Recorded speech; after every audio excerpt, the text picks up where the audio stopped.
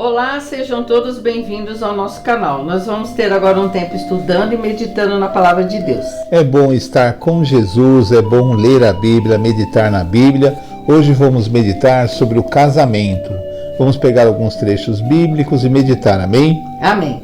Mateus 19, do 1 ao 12. Tendo acabado de dizer essas coisas, Jesus saiu da Galileia e foi para a região da Judéia, no outro lado do Jordão. Grandes multidões o seguiam e ele as curou ali. Alguns fariseus aproximaram-se dele para pô-lo à prova e perguntaram-lhe: é permitido ao homem divorciar-se de sua mulher por qualquer motivo? Ele respondeu: vocês não leram que no princípio o Criador os fez homem e mulher e disse: por essa razão o homem deixará pai e mãe e se unirá à sua mulher, e os dois se tornarão uma só carne? Assim, eles já não são dois, mas sim uma só carne. Portanto, o que Deus uniu, ninguém separe. Perguntaram-lhe eles: então por que Moisés mandou dar a certidão de divórcio à mulher e mandá-la embora? Jesus respondeu: Moisés permitiu que vocês se divorciassem de suas mulheres por causa da dureza de coração de vocês. Mas não foi assim desde o princípio. Eu lhes digo que todo aquele que se divorciar de sua mulher, exceto por imoralidade sexual, e se casar com outra mulher, estará cometendo adultério. Os discípulos lhe disseram: se essa é a situação entre o homem e sua mulher, é melhor não casar. Jesus respondeu: nem todos têm condições de aceitar essa palavra, somente aqueles a quem isso é dado. Alguns são eunucos porque nasceram assim, outros foram feitos assim pelos homens, outros ainda se fizeram eunucos por causa do reino de Deus. Quem puder aceitar isto, aceite. Gênesis 29, do 14 ao 30. Então Labão lhe disse: você é sangue do meu sangue. Já fazia um mês que Jacó estava na casa de Labão.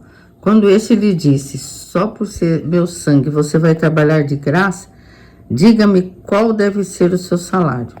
Ora, Labão tinha 2 filhas. O nome da mais velha era Lia e o da mais nova Raquel. Lia tinha olhos negros, mas Raquel era bonita e atraente. Como Jacó gostava muito de Raquel, disse: trabalharei 7 anos em troca de Raquel, sua filha mais nova. Labão respondeu: será melhor dá-la a você do que a algum outro homem. Fique aqui comigo. Então Jacó trabalhou 7 anos por Raquel, mas lhe pareceram poucos dias pelo tanto que a amava.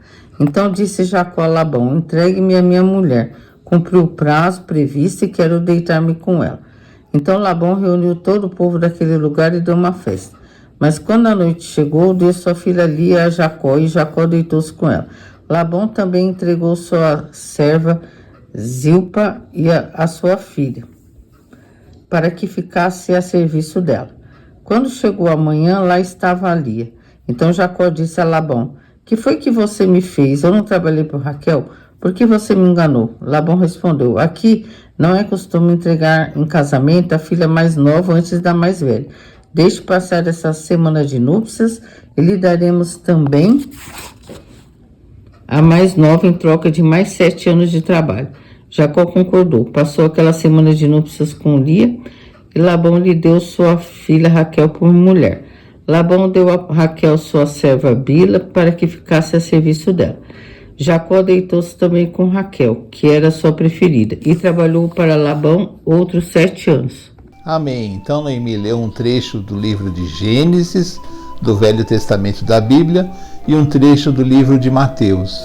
Em Gênesis nós vamos ver um trecho da história do patriarca Jacó, filho de Isaac, que era filho de Abraão, que teve a promessa de Deus, não é? E Jacó, ele vai se encontrar com seu parente Labão, não é? Ele vai morar com Labão. E Labão tem 2 filhas, Lia e Raquel. Jacó se apaixona por Raquel. E ele diz que vai trabalhar para Labão em troca desse casamento. Nessa época, nessa sociedade então, o pai dava a filha em casamento, não é? E assim acontecia. E Jacó trabalha 7 anos para Labão, seu parente, e ele nem sente o tempo passar de tanto que ele amava Raquel, como está escrito no versículo 20 do capítulo, não é? Ele nem sente, ele amava muito Raquel. Só que na noite de núpcias, depois da festa de casamento, ele deita com Lia, e na verdade o casamento era, vamos dizer assim, consumado quando o casal se deitava, não é? Quando o casal se deitava. E de manhã, Jacó percebe que não é Raquel que está ao seu lado, é Lia, e diz ao seu parente assim: olha, eu fui enganado, eu trabalhei 7 anos para você em troca de poder me casar com Raquel, a quem ele amava. E ele se casou com Lia. Aí o pai, Labão, diz assim que se ele aceitasse trabalhar mais 7 anos, ele poderia, depois de uma semana, casar com Raquel também. E assim foi feito, e ele casa com Raquel e com Lia. Mas essa história, na verdade, apesar do costume estranho da época, dessa sociedade primitiva, ainda na época, não é? É muito importante ver como o amor levou Jacó a trabalhar 7 anos, que não é um trabalho fácil, é um trabalho com ovelhas, um trabalho no campo, um trabalho que é muito cansativo, exige muito das pessoas, dos pastores. Mas Jacó trabalhou em troca do seu amor de Raquel. É uma história de amor, não é? É uma história de amor. Ele casa com 2 mulheres porque nessa época, nessa sociedade, isso era lícito, isso era correto, não é? E essa é a história de amor do Velho Testamento, um amor em que ele trabalhou anos para poder conquistar a mulher que ele amava. Hoje nós vamos tratar do assunto casamento entre homem e mulher, né? E nessa história nós podemos observar que Jacó, ele lutou para casar com a mulher que ele amava. E muitas pessoas hoje acham que não precisam fazer nada. Para você ser feliz, você precisa trabalhar. Para você ser feliz num relacionamento, você precisa investir. Você precisa acreditar. Mas é muito importante que você perceba que o amor é importante. O sentimento é importante.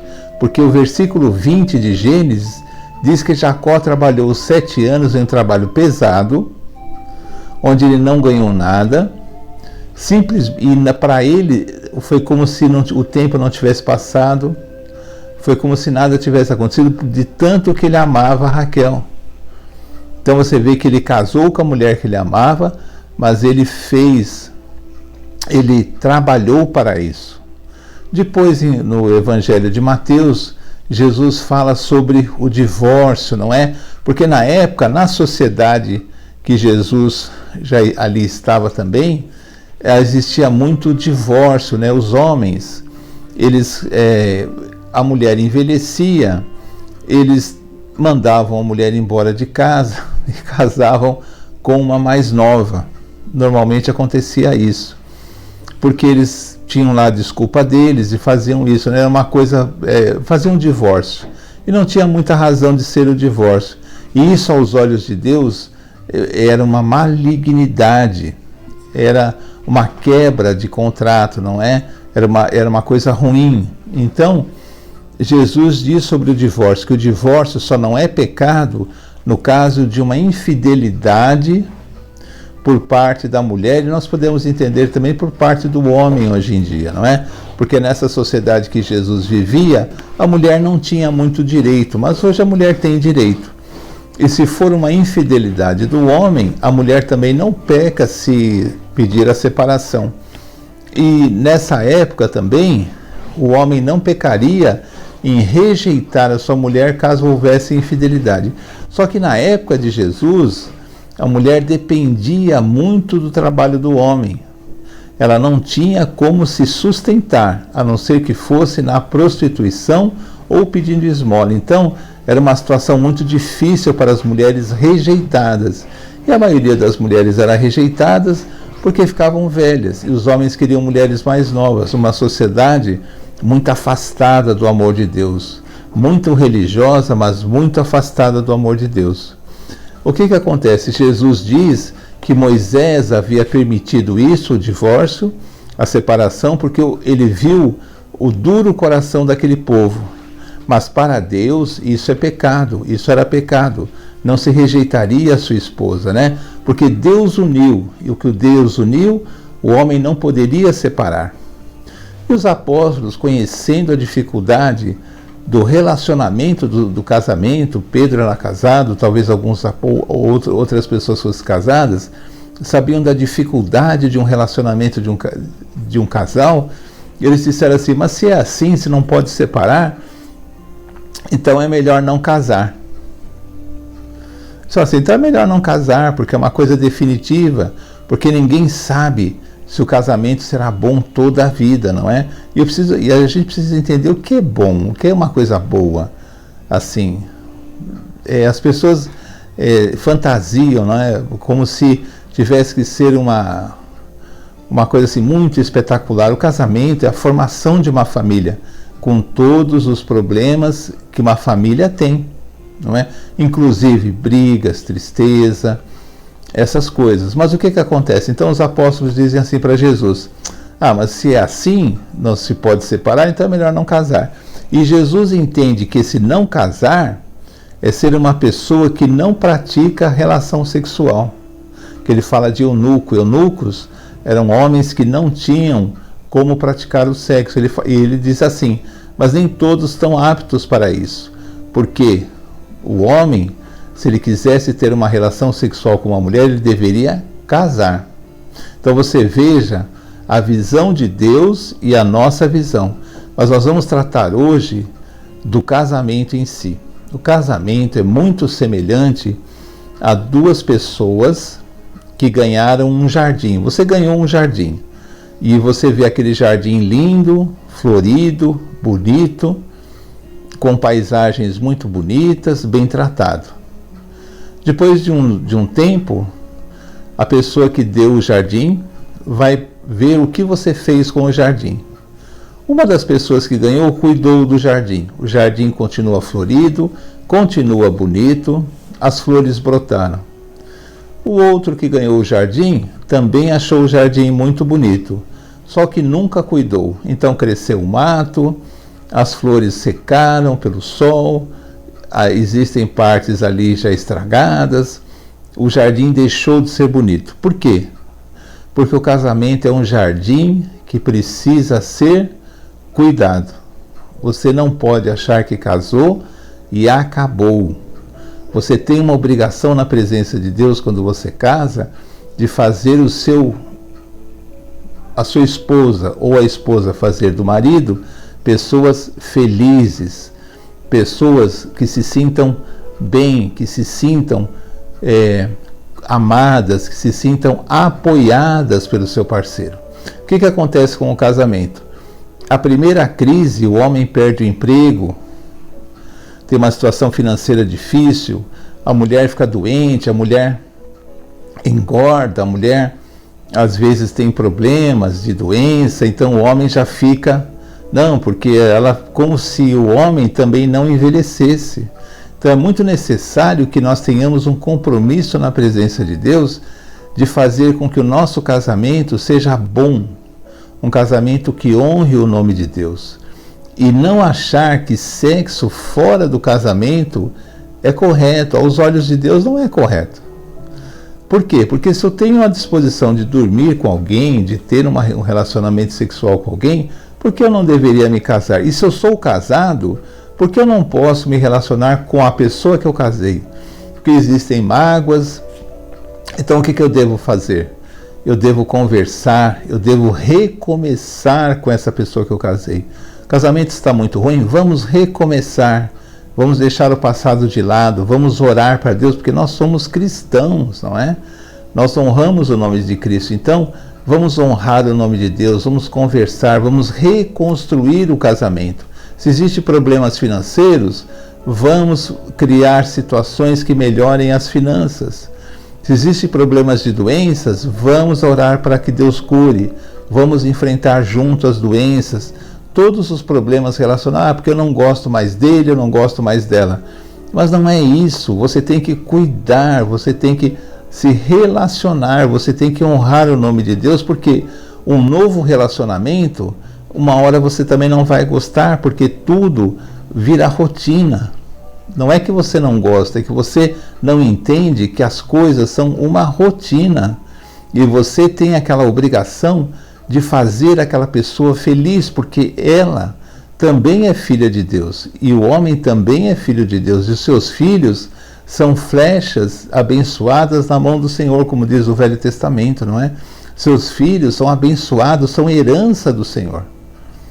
Então, cuidado com como você vê o seu casamento, cuidado como você faz, porque é um jardim que você precisa cuidar. Você que não casou ainda e por um acaso está vendo o nosso programa e teve a paciência de nos escutar, pense bem antes de casar, não tenha pressa de casar e verifique se você quer mesmo casar com essa pessoa. Se você ficaria 7 anos trabalhando como Jacó para poder se casar com essa pessoa, se essa pessoa realmente é importante para você, ou se você acha que você vai casar com essa pessoa porque se você não casar com ela, você não casa com mais ninguém. Não é isso. Não se casa com ninguém por razões que não sejam amor, por razões que não sejam criar uma família, por razões que não sejam honrar o nome de Deus. Jacó trabalhou 7 anos e nem sentiu, de tanto que ele amava Raquel, não é? E Jesus nos diz que o Deus uniu, o homem não separe, a não ser por infidelidade sexual, não é? Então vamos pensar assim, vamos pensar que o nosso casamento é realmente um jardim que precisa ser cuidado. No caso de orientações, vamos procurar orientações nas igrejas que frequentamos ou em pessoas mais velhas da nossa família, que sejam pessoas experientes, que possam nos dar uma direção que honre o nome de Deus e que Jesus abençoe todos os casamentos. Amém? Amém. Então assim terminamos mais um vídeo do nosso canal. Pedimos que você compartilhe com outras pessoas, que você dê um like e também assista outros vídeos que nós temos. Nós temos vários gravados. Essa é uma lição muito importante e mais uma lição porque devemos refletir, né? É um assunto muito importante. Vamos terminar com uma oração. Amém. Senhor, obrigada, Pai, pela sua palavra, obrigada pelas bênçãos que o Senhor nos dá, que são muitas bênçãos. Se colocarmos assim num papel, nós veremos que temos mais bênçãos do que problemas, porque Amém. O Senhor está sempre conosco. Peço que abençoe cada pessoa que está assistindo esse vídeo, familiar dessa pessoa. Pedimos que o Senhor entre com providência na casa de cada um, seja aquela pessoa que está com dificuldade financeira, está com dificuldade no casamento, está em conflito, que possa, Senhor, como o Alexandre falou, recomeçar, possam conversar, posso colocar diante de Ti essa situação, porque para Ti nada é impossível, Senhor, mas tem que haver boa vontade e tem que ter fé, né, para reconstruir algo que parece que está destruído, mas tem que haver fé e tem que haver boa vontade. Pedimos, Senhor, que abençoe todas as pessoas, todas as famílias, pedimos também que abençoe o nosso país, que haja sempre justiça, que haja, Senhor, paz. Pedimos pelos países do mundo, principalmente esses que estão em conflito, em guerra, para que haja paz também, que o seu evangelho possa avançar. Agradecemos por tudo, em nome de Jesus. Amém. Amém. Então até o próximo vídeo, se Deus quiser. Tchau, tchau. Tchau.